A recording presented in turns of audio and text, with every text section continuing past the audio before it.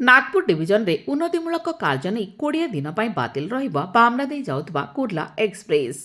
Nagpur rail मंडल रे प्रस्तावित विभिन्न उन्नयनमूलक कार्य पई रेल चलाचल व्याहत हेबो। एही परिप्रेक्षी रे बामरा देई चलाचल करुथबा शालीमार कुर्ला एक्सप्रेस को आसंता एप्रिल मासरे दीर्घ 20 दिन बातिल करा जायछि।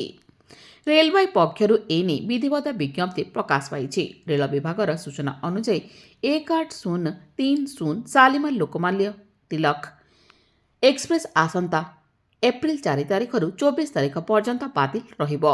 सेहिपरि उभय पार्श्वर चलाचल स्वाभाविक रखिबा पई 1829 लोकमान्य तिलक शालीमार एक्सप्रेस को एप्रिल 6 तारिखରୁ 26 तारिख पर्यंत बातिल करबाकू निष्पत्ति निया जायछि।